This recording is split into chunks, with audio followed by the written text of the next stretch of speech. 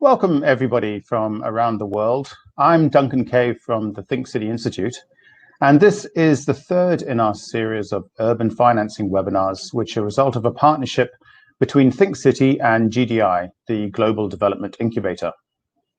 Our first webinar in our series looked at funding resilient cities, while the second focused on the challenges of financing sustainable city development from a city leader's perspective. Today, we're looking at how we might plan sustainable city projects that are attractive to investors, and we're actually going to be hearing from investors' points of view. So as I mentioned, this webinar series is the result of a partnership between GDI and Think City. So GDI create new approaches to address persistent global issues. They're an incubator for transformational development ventures, and they work to build and scale the next generation of social impact solutions. They match ambitious leaders, strong concepts and capital with the executional power required to launch and scale transformational development ventures.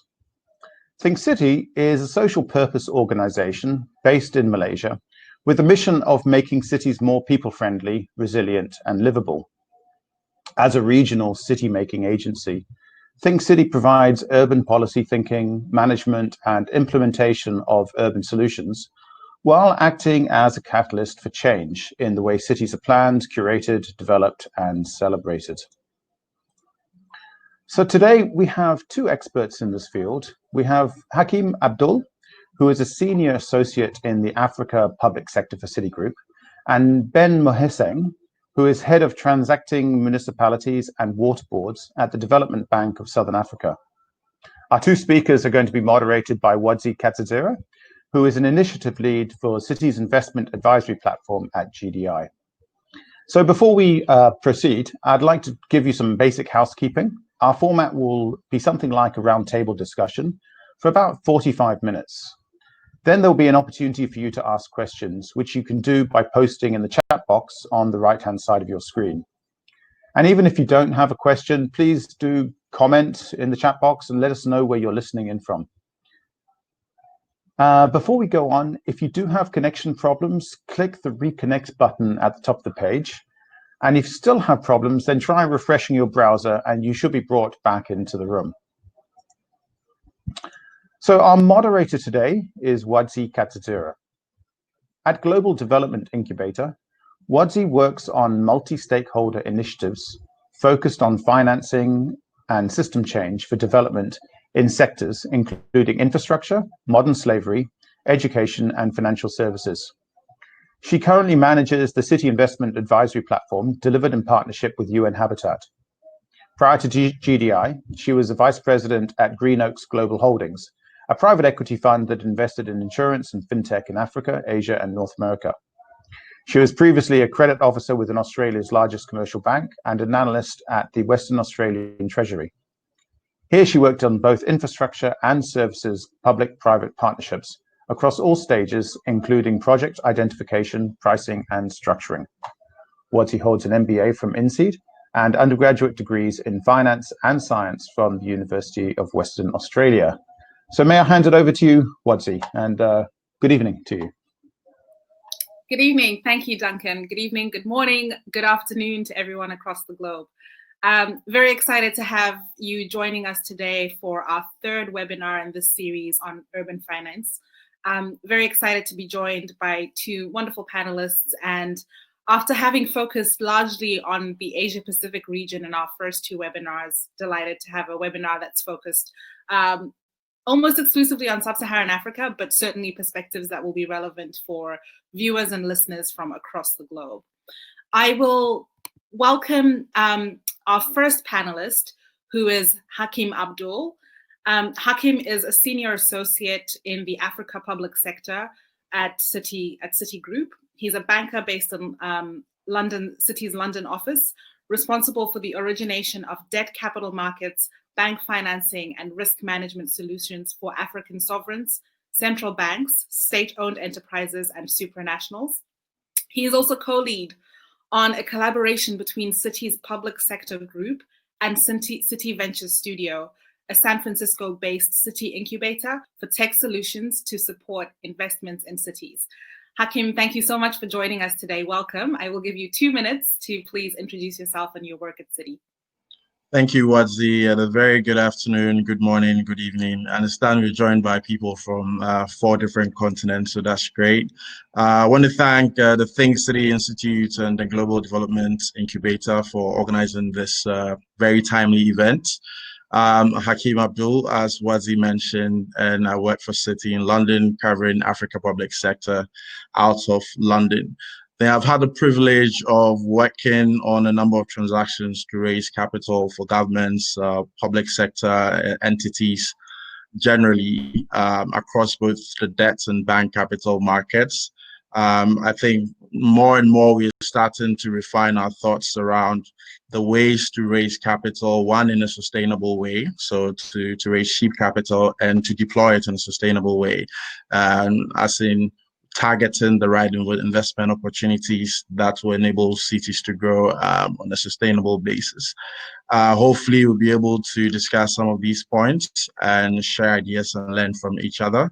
As Wadzi also mentioned, I'm part of a collaboration that is gaining more and more ground within Citi to combine tech with mainstream banking work. And so how do we bring together the best of the tech world to leverage on data, AI, and so on, to crowd in capital to support investments in cities? I think there's a really timely conversation to have.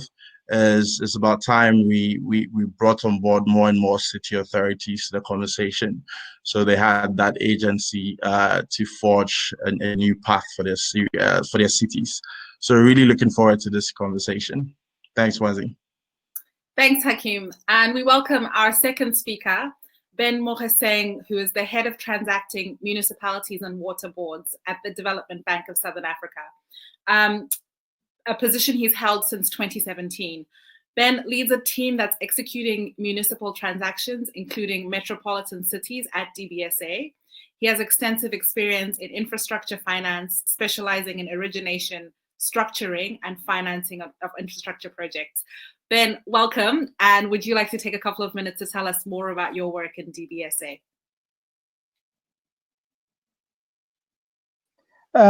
Thank you, Wadzi. Let me also take this opportunity to thank Think City Institute and GDI for hosting us for quite an important topic, which is that of infrastructure development, particularly project preparation for municipalities and the cities. As all of us on this planet live within city boundaries, one way or another, you'll find yourself in a municipal boundary on an African continent. So thank you very much for hosting us. As you indicated, my name is Ben Mokheseng. I work for the DBSA, which is the Development Bank of Southern Africa. It is a DFI in South Africa that is 100% owned by government. So DBSA is one of a number of DFIs in South Africa. DBSA's mandate is mainly in infrastructure development.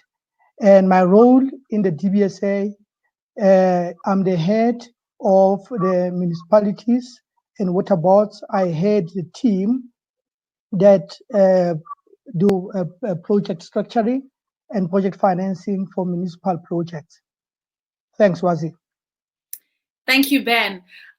Before we move into the discussion and the exciting conversation, we just wanted to draw your attention to the poll. So to the right of your screen, there's a section there where the poll has a question, and we hope that you'll answer the question during the course of the conversation. The question is, African paradox, why is there very little money invested in African infrastructure?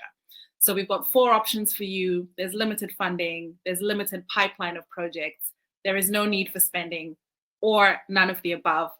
I can see some people are excitedly answering the poll right now. We'll come back to that after the first set of questions and kind of have a bit of a discussion on some of your responses. But before we do that, let's hear from the investors. So Hackim is representing a large commercial bank. Ben is representing a DFI. Those are 2 of the most prolific categories of investors that are active in infrastructure financing in Sub-Saharan Africa and Africa more broadly today. A question that we get asked a lot through our work is, what is bankability? So Ben, to you first. From the perspective of the DBSA, what does bankability mean? We hear a lot of talk about bankable projects. What makes a project bankable? Okay, Wadzi, I'm just going to take these things off. Bankability, I think, not just for DBSA, but in an investment universe, in very simple terms, it simply refers to a process that identifies and eliminate some of the key risks that are inherent in any project, so that we can ensure that the proposed project is feasible and is appropriate and it can be successfully implemented. So from the DBSA point of view, one of the things that I need to share with you is that DBSA operates across the entire project cycle. By that I mean, if we had to look at one specific project, DBSA has built capability from the planning perspective right early on the project stage, where DBSA helps municipalities and some of the big cities in South Africa to make sure that the actual planning is followed as per legislated framework in the local government space. And from planning, we move on to project preparation, where the question that we're trying to answer there is, are projects well defined? Have they been identified? And moving on to project feasibility, where this is really a preliminary stage of assessing the feasibility of the project from both the financial perspective, technical perspective, as well as environmental perspective and institutional. And that moves on to do a thorough due diligence, which most people refer to as feasibility, where you now get to do detailed work undertaken by a team of suitable skilled professionals from various disciplines, who will then conduct a proper feasibility study right from the planning, design, and looking at institutional, even cost parameters of a particular project that is being proposed. So in short, DBSA operates across the entire value chain of the project development, planning, project preparation, all the way to financing the actual project, as well as project delivery. Project delivery, we have built a capability within the DBSA where we have a division that is strictly responsible for project delivery. We help government departments, even municipality, to make sure that project, once they have been de-risked, in other words, taken through the entire project value chain, key risks have been identified and have been mitigated, and the financing has been procured, then project can be delivered. So we also have built that capability in the DBSA. So when you look at DBSA, we're looking at a development finance institution rightly located within the development agenda of South African government, and helping government and other stakeholders to make sure that projects are developed from concept all the way to bankability. So simply to answer your question, bankability simply means identify those key risks, make sure that they are mitigated, and project becomes feasible and also can be successfully implemented. Thanks, Wadzi.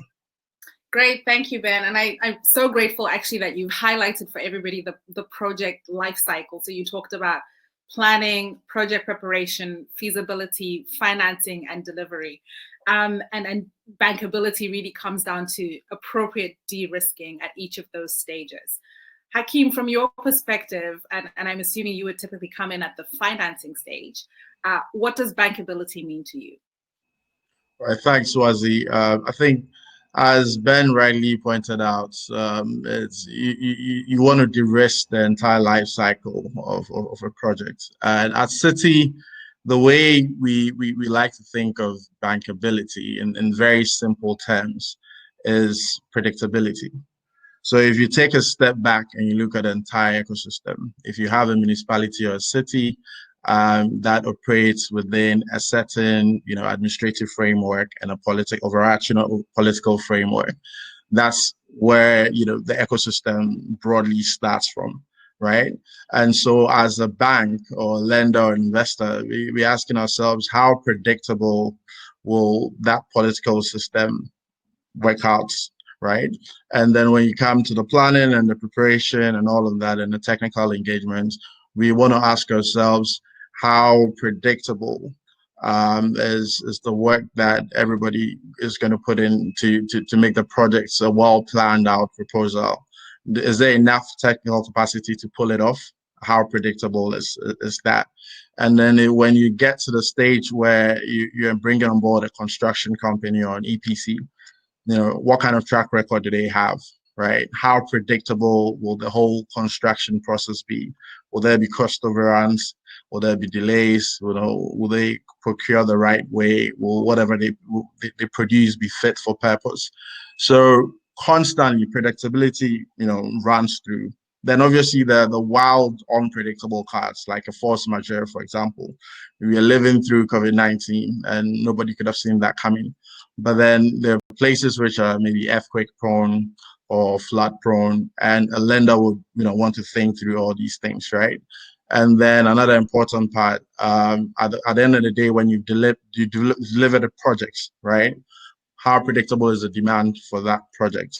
For that project, right? Whatever output is coming from that project, is it being sold, or do you have an off-taker who is taking it at a price that allows the lender and investor to recover their cost and also to get a risk-adjusted return, right? And so if you start to think about the entire chain and the process and on that basis, predictability, then you start to identify what the pain points will be for your various municipalities and the best way to approach solving that problem of predictability. Great. Yeah. Thanks, Hackim. So risk management, which entails reducing the predictability of the different factors that are driving the project. We were talking today about sustainable city projects and investment in urban areas, much of which is driven, well, certainly the initial decision making is driven at the sub-sovereign level. Through the work that we've been doing in the Cities Investment Advisory Platform, and I'll talk more about that later, the majority of kind of project proponents and promoters that we work and engage with are at the city level. And many of the questions that we get asked are, what are the factors that city governments should consider or incorporate when they're preparing projects? And this is typically at the very early stages, so at the concept stage or at the planning stages. Kind of picking on what you've talked about earlier, what are those factors that they should be thinking about if they're trying to increase the predictability of different things in their project? Hackim, I'll start with you on this one.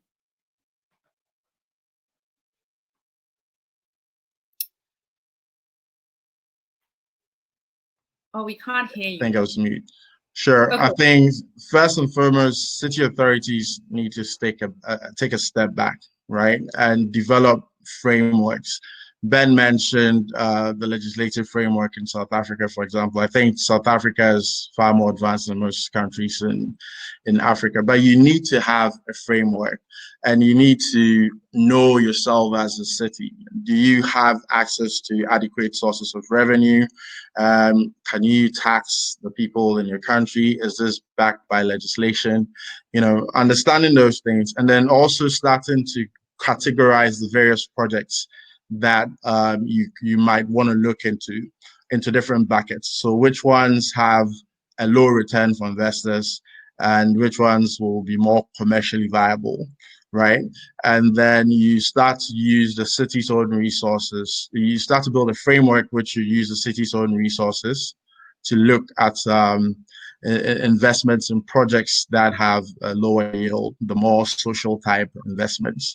So once you develop that framework and you're able to, figure out where to put each one, you also start to think about what kind of financing models do you want to have? Do you just want to create an enabling ecosystem for investors to come in and do their own thing? Do you want to do a public-private partnership and all of that? So setting the framework is very important. If it's not defined, you tend to have new cycles of city authorities coming in with every election cycle who just think about projects that are fit for electioneering. Right. So setting the framework on a long-term sustainable basis is super important. And then beyond that, I think technical capacity is something we need to think about a lot more. So it's either city authorities are developing in-house technical capacity, or they're working with the DFI, for example, to build the technical capacity, or they're just outsourcing, a lot of the technical advisory work to some third-party agency. Whichever one you do, it's super important. McKinsey had a report in March which showed that between the project identification and origination stage and at the end of feasibility studies, 80% of African projects will drop off the horizon, right? They don't make it. So it's either you're not identifying the right projects because it's too political, right? Or you don't have the in-house capacity to frame the project in the right way to get it across feasibility. You're just not putting enough money into doing the right visibility studies and retweaking when you need to, so that the project is fit for purpose. And then another thing I can think of is really around standardized templates and processes. If you don't have the capacity to be building models outright, maybe you just need to work with the DFI or some private sector partner to develop a few, standardized templates that can help you with your procurement, that can help you with your initial projections on how a project will turn out. Once you have all those things in place, I think you're starting to build a more robust narrative to get projects, closer to at least getting beyond the feasibility study, right? And I think it's also important to invest money into that phase of the project, right? So the city authorities, who are the project sponsors, for the most part, need to be able to find resources, or what Ben would call risk capital, to support this initial phase of the project. If it's done in a haphazard way, eventually it will come to haunt you, at some point further down the line in the project life cycle. Yeah. So I'd like to remind everybody that we've got the poll that's open. Click to the right of the page under polls. The question is the African paradox. Why is there very little money invested in African infrastructure? Currently, it looks like about 48% of you have said that there's limited pipeline. So that looks to be the most popular answer. Ben, I'll come to you. You mentioned yesterday when we were preparing for this webinar that cities are political animals, which is a point that Hackim has repeated, right? So you can't get around the fact that city officials, first and foremost, they need to get elected. They're subject to political cycles. All of the project planning sometimes is driven and influenced by that. So recognizing the constraints within the context, what factors should city governments consider and incorporate as they think about preparing some of those projects so that we don't get the 80% drop-off rate that Hackim mentioned, that we get more projects going through from concept to feasibility? What should city leaders know? Yeah, thanks, Wadzi. I think I echo the same sentiments as Hackim. So I'll bring it home so that it becomes clear. So in South Africa, for example, we have a very clear legislative framework within which municipalities operate, and that is in itself a very key instrument in helping municipality put together projects that can be invested in, or that can attract private capital. So looking at from the top, it's very simple and basic things that the cities and the officials of municipalities need to do. Firstly, simply follow the due process. So in South Africa, we have a municipal planning cycle. One of the key things that needs to be, or process that needs to be followed is what we call integrated development planning, which is IDP in short. So this is really where the cities, after engaging with the public, they come up with the key projects that they believe are going to be able to achieve the city's strategic objectives.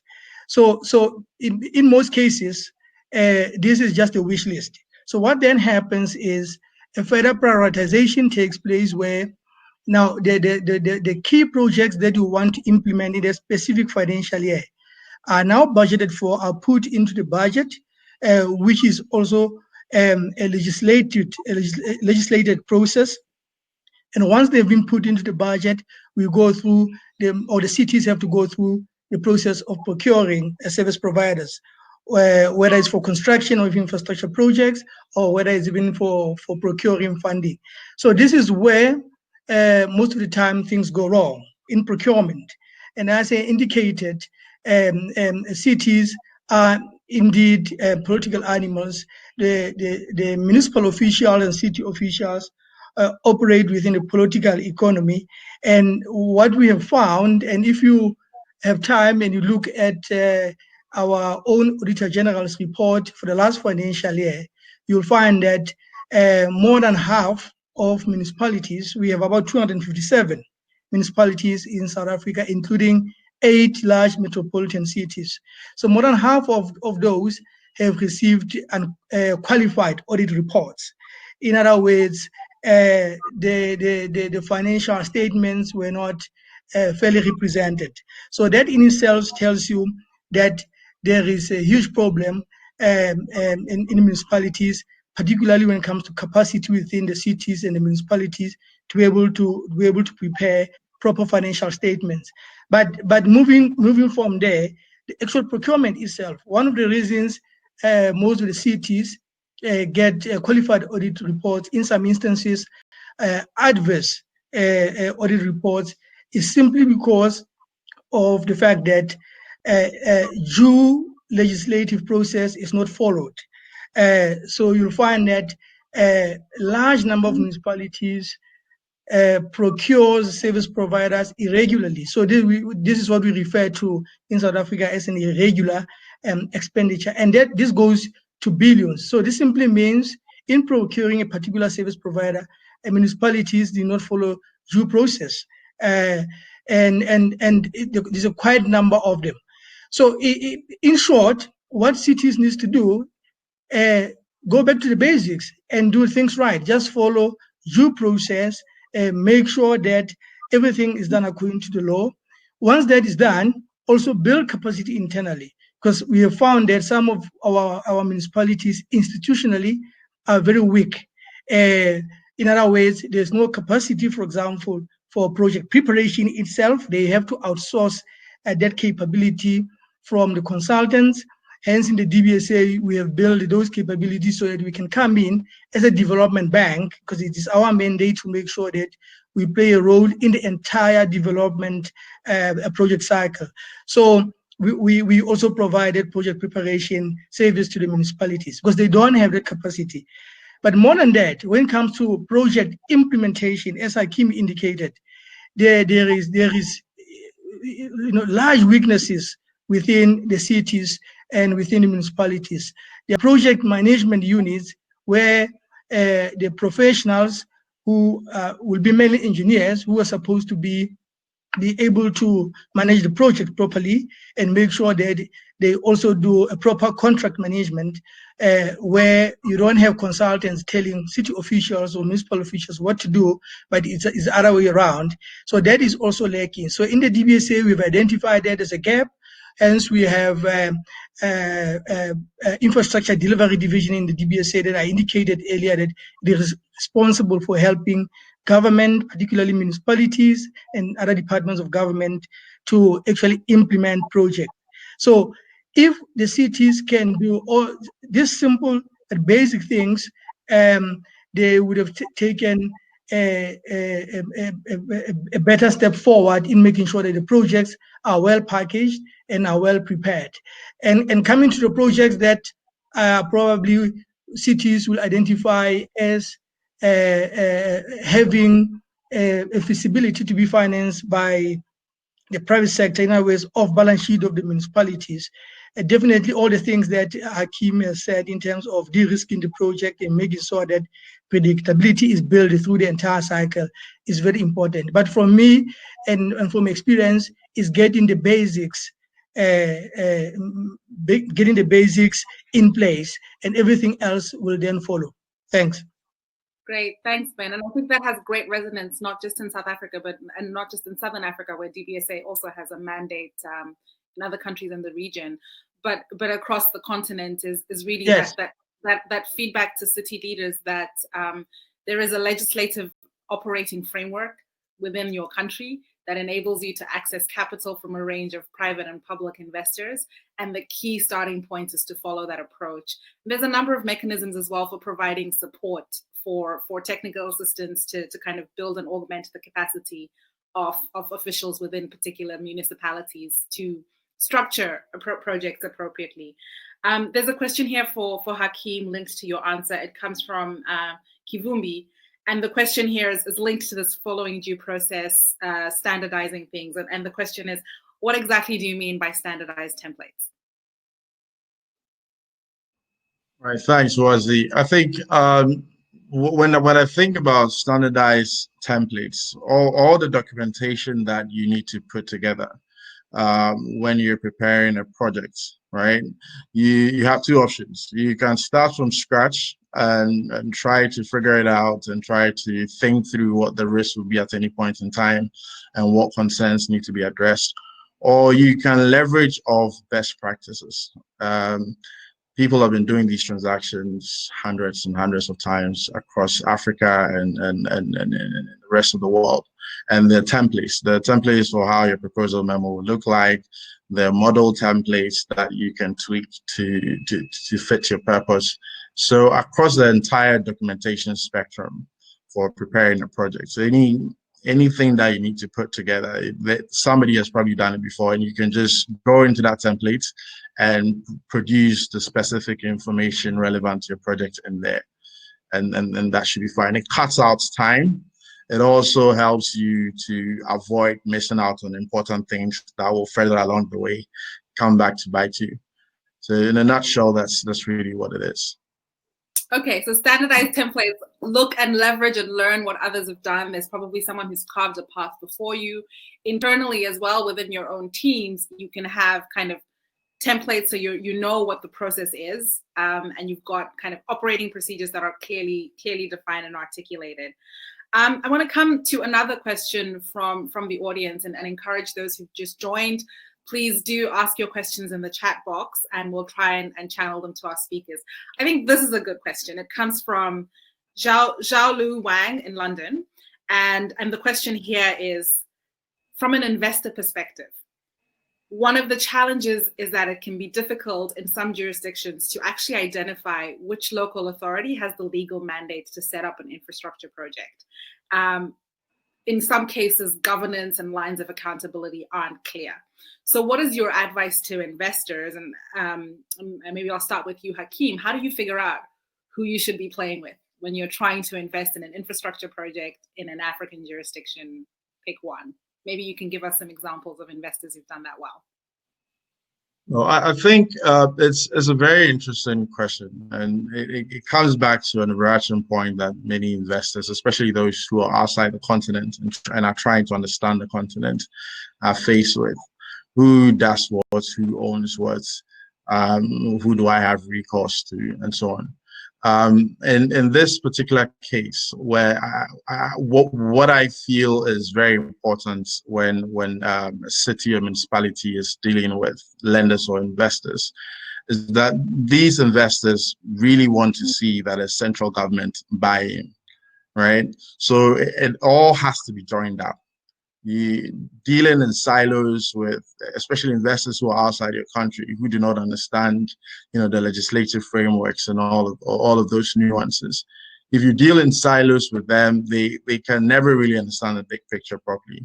And so what we would encourage is for the municipalities and the city authorities to be joined up. There's definitely somebody at the central government's level who is responsible for maybe allocations or cash transfers to the cities or municipalities, and there's some sort of framework at the central government level that stipulates who does what.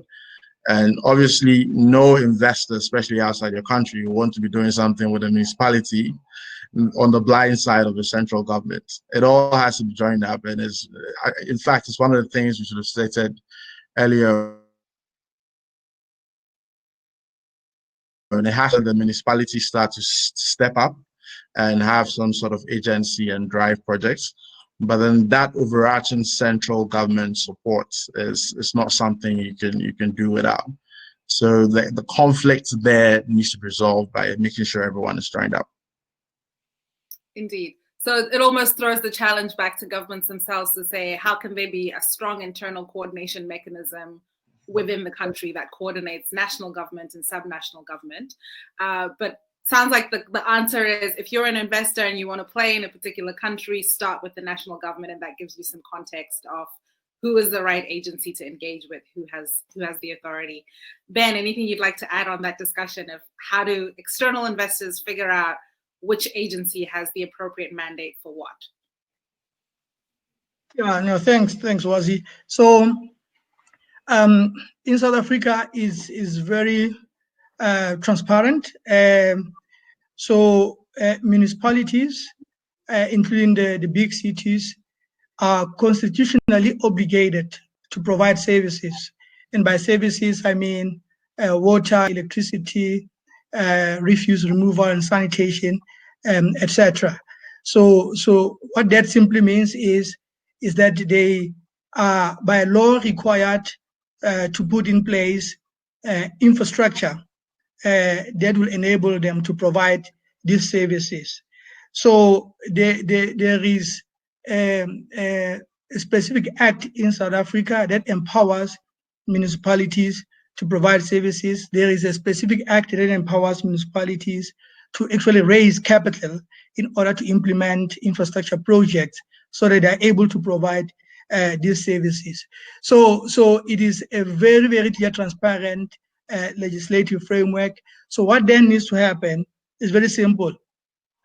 Investors, by the way, I must say that municipalities, the separate sphere of government from what you call provincial government and national government. So municipalities have their own powers, which is separate from that of national government. So investors don't have to go through national government if they want to invest in the city or municipal project. All they need to do is to look for the municipality or the city that has capacity to both raise the capital required as well as implement the project. And in South Africa, as I indicated earlier, we have about 257 municipalities. So with these 257 municipalities, you will have very highly empowered, highly capacitated municipalities.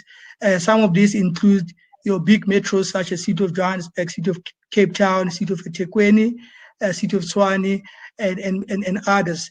And at the same time, you have what you call intermediate cities, which are just as strong as the big cities, although with a small tax base, for example. But in terms of administration, in terms of political oversight, they are very strong. So if you look for these municipalities and you do your proper due diligence, then you'll be able to know who you interact with and who you want to contribute towards building their development agenda. And I must say, we have been talking to other multilateral and bilateral DFIs.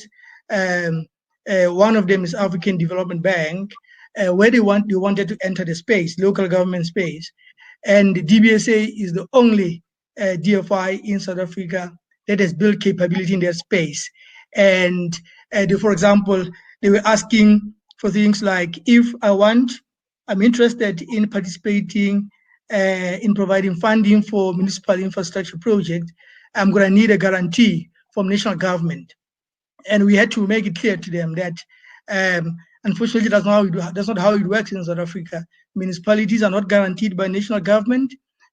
Municipalities by themselves, there are those who have strong balance sheet who are able to raise funding on the back of the strength of the balance sheet, and you should entertain them. But there's no guarantee that's going to come from government. So instead of looking for guarantees, partner with the likes of DBSA so that we work together and we can show you some ropes on how things are done in the municipal space. But really, that's what it is. All you need to do just do your proper due diligence. That covers both creditworthiness of the municipality as well as institutional capability and project implementation, and you'll be able to do it. Thanks. Great, thanks, Ben. I think you owe us thanks for letting you give that DBSA sales pitch. But I think one really key important insight from what you said is just the differentiation and the different types of cities and the different kind of mechanisms for engaging with them. So you talked about cities that are large, that have big tax bases, cities that have very strong balance sheets, as well as different partners that can kind of be engaged to get a transaction across the line. I want to come back to the poll and then also pull through some of the questions from the chat box. It's been quite heated and engaging, so thank you to those who've asked questions. So we have the poll that's been running throughout this webinar, which is, why is there very little money invested in African infrastructure? And it's been quite kind of constant throughout the webinar that about almost half of you think that it's a pipeline challenge. And so I want to pull that insight and come back to the panel. So 50% of respondents and 50% of people on the webinar today think that the biggest challenge to infrastructure investment in Africa is a pipeline issue. There's just not enough good projects.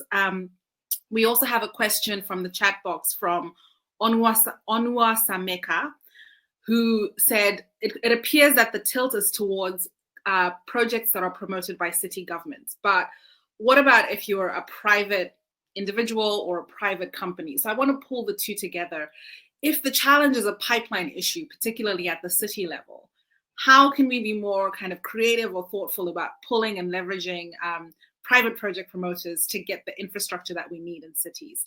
And I'll come to Hackim first, and then I'll come back to you, Ben, for an answer on the same. Thanks, Wadzi. Starting off with the poll itself, and I think I made a bet with myself that people were going to go for limited pipeline. Africa has infrastructure investment needs of anywhere between 100 to 200 billion every year, depending on who you ask, right? In 2018, I think the infrastructure spend was about 100 billion. We need more to be able to catch up on sustainable development goals. We need more to keep up with the population that is going to double in sub-Saharan Africa in the next 30 years. So it's really hard for me to think that it's an issue of pipeline. It's more of an issue of quality pipeline and preparing projects to meet the appetite that investors out there have. And I think we need to be drawing that distinction more and more as we go forward. I also see a few. There are a few people who also mentioned limited funding, and the point about funding is quite an interesting one. Again, I'll go back to a study that McKinsey did this year. So they surveyed a number of asset managers across the world, and of the number that was surveyed, about 13% or so said they had appetite for infrastructure risk in Africa. Right, and of these asset managers who have appetites, they have a combined assets under management of roughly 11 trillion, and their portfolio targets for infrastructure is about 5.7%. If you work it out, that's almost half 550 billion, or half a trillion of assets that could be of cash that could be deployed into investments in infrastructure in Africa. This is cash that we can pitch to, right? So limited funding, again, is not really the issue. And I lean more towards those who said none of the above. There's this pipeline, there's funding, there's a need for spending, and that's why it's an Africa paradox, right? We just need to get our act right, identify the right projects and prepare them well and make them bankable. And then moving on to the question around private sector companies and individuals, if that's right. I think that's a very important point. We see that governments tend to spend way too much of their resources financing projects on their own, And it's about time we try and crowd in more and more equity and not just debt. So many of these private sector players who want to sponsor projects should definitely be welcomed. Government needs to create the right incentives. You need to have the enabling framework that is investor friendly. You need to be able to show them that there's a clear model for de-risking all the project risk, and then crowding as much of this private capital as possible. Naturally, when you start to attract investors to invest into cities, your starting point will be with senior debt. They want to make sure that they're as protected as possible. Once you've built a track record, there's asset performance, investors will start to move further down the line, and that's where you start to see more of the private sector players coming in at super early stages, like what DBSA does, or just coming up to sponsor a project completely. One thing that I have observed with private sector investors trying to get into cities is the confusion around land systems, for example, and land title. Right? If a private sector investor is coming into a city and is trying to develop a project, it's not clear whether he's supposed to deal with city authorities to get the land, or he's supposed to deal with some traditional authority. All these nuances need to be codified and clarified in a way that allows private sector investors to come in, and city governments themselves have to take it upon themselves to market their cities to these private sector investors and individuals. I am a big proponent of cities putting together investor presentations, deciding to go on a roadshow, traveling into the big investor hubs across the world and meeting with high net worths, private sector companies that could all come in and pool equity capital and sponsor projects within those cities. So that's a very powerful point, and it's something we all need to work towards developing a lot more. Great, thanks, Hackim. And I think you've covered that question really comprehensively and really well. So Ben, if it's all right with you, I'm going to ask you a slightly different question, and it comes from Duncan in Kenya, who says, do investors have the patience and granular understanding of municipal level risks to be able to structure the needed funding? And I think that speaks to that comment of, it's not a limited funding problem, but clearly there's funding that's not being deployed that's available. Do the investors have the patience and the understanding that's needed of risks, particularly at the municipal level, to be able to structure the appropriate funding? Ben? Thanks, Wadzi. Okay, let me answer the question. I'll come to the poll later on just to give my take on it. So, do investors have patience? I don't think so, and I'll tell you why. So, as I indicated earlier, municipalities operate within a political economy. So once it is not very clear, and the predictability that Hackim spoke about earlier is not there, it becomes very, very difficult for any investor, particularly commercial investor, to come in and want to provide funding. They will want to be assured that they will get their capital and the return on that investment capital. So this is where the likes of development banks or development finance institutions play a role, because part of the role of the DFIs is to, if you like, address what you call development failure, both market failure and development failure. Development failure, in a sense that if there is an information asymmetry existing between the lenders and the municipalities, the likes of us can come in and help municipalities to build capacity to be able to make sure that the information is available that allows an investor to be able to make prudent decision about their capital. And we do that at the DBSA. We work very closely with municipality. As I indicated, we make sure that we help them from all the way planning the projects all the way to implementation.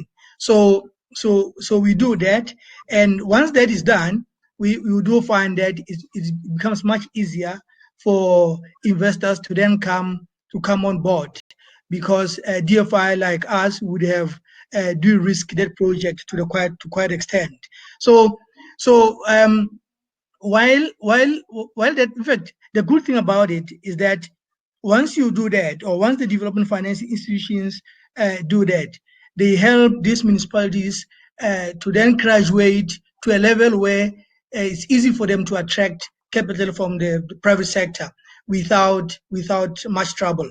And that is a development dividend, if I may refer to it, that we also provide when working with municipalities.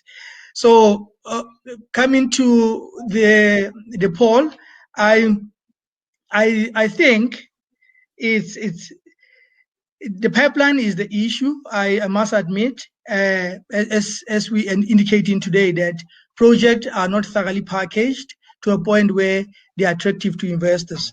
But besides the pipeline challenge, the experience that we have had is that you also need political will.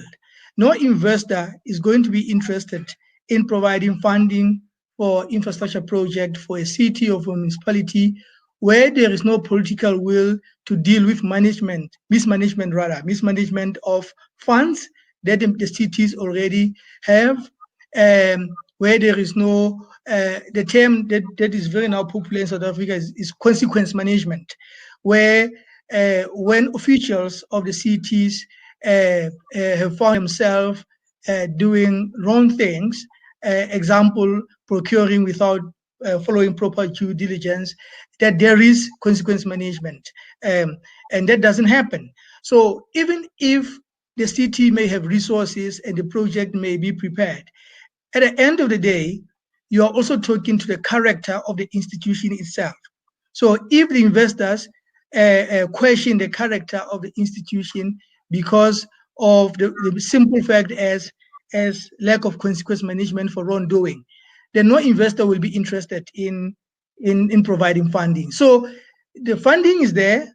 We need to grow the pipeline by making sure that we prepare a project, but there has to be a political will to act when there is wrongdoing, and then the investors will then be able to come. Thanks. Great, thank you.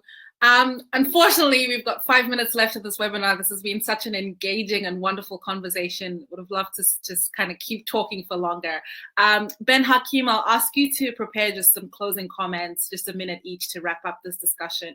And then if I can ask that we close the poll so that the webinar guests can see the final results. But we have African paradox. Why is there very little money invested in African infrastructure? 16% of you think that there is limited funding. 48% of you think that it's because of a pipeline issue. No one seems to think there is no need for spending. There is a huge infrastructure gap. Again, depending on whose number you look at, it's anywhere between 70 billion and 200 billion across Africa, about 3 trillion across the world. And then about 34% of you, so a third, think that it's none of the above, right? It's something else. We've heard from the panelists, it's political factors. I love this term, consequence management. Lots to unpack in a follow-on discussion. So closing comments, Ben, closing perspectives, final reflections, over to you. Thanks, Wadzi. I think just from my side, as I indicated, I think when we started, that we all, in one way or another, live within the municipal boundaries.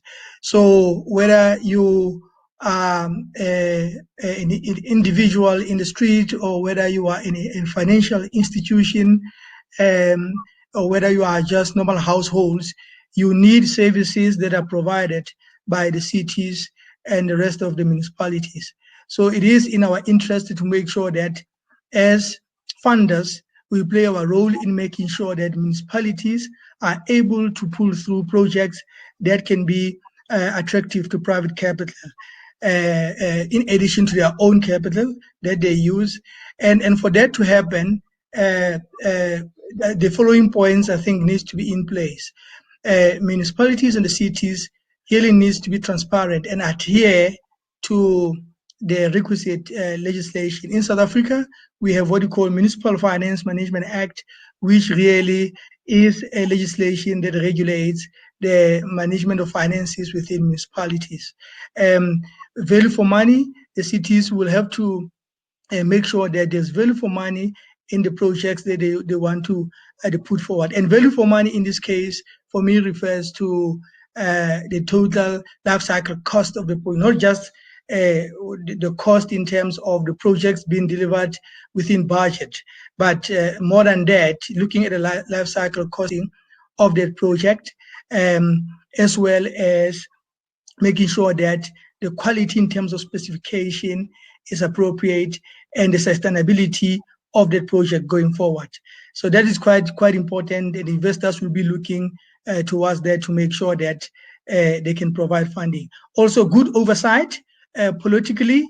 You need to have that political will. We need to have that political oversight in place. All the committees of councils must be functional to make sure that the investors can be attracted.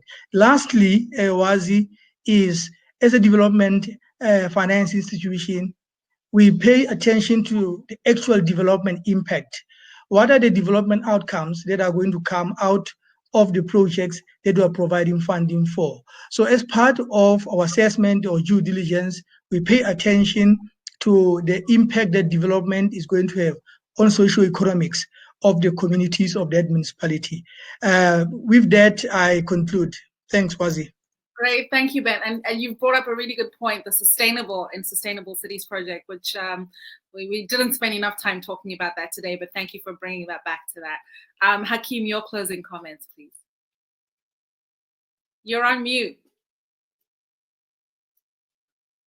Sorry, thanks, Wadzi. I think we established a number of points. I would like to re-echo capacity building is very important, and partnerships. Ben mentioned that as well.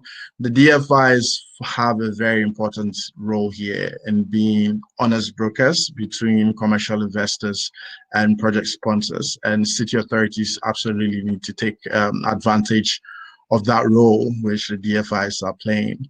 And then moving down the line, if there's one thing I want people to take away, it's the concept of data for dollars, right? You need to bring out your story. And somebody mentioned granularity. How many city authorities produce annual reports? And how do they value the real estate on their annual reports? They recorded a book value, or they've done a recent market valuation. These are all opportunities to unlock so much value to create a more robust credit story that can raise capital out there in the markets. And it's important that we own this narrative as Africans, as city authorities, as private sector players and DFIs, to bring out the quality stories that could come out of the region about both city and central government level to raise capital. Thank you so much, Wadzi, and thanks, Ben, as well. Great, Ben and Hackim, thank you so much. And data for dollars. That's super powerful and super impactful. So I'm gonna talk really quickly about the Cities Investment Advisory Platform, which is the initiative that I work on, which is focused on addressing this project preparation challenge and really supporting cities to build their pipeline of bankable projects.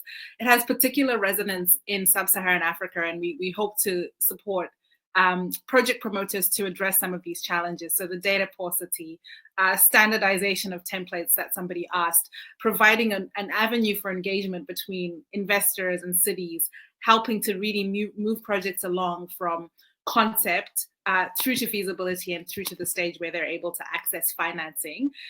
Speeding along in the interest of time, but if you would like to learn more about the initiative, please reach out to myself or to my colleague Eva. Our details are on the line. Thank you so much again for joining us. Thank you to our panelists, Hackim and Ben, and I will hand back to Duncan from Think City to close.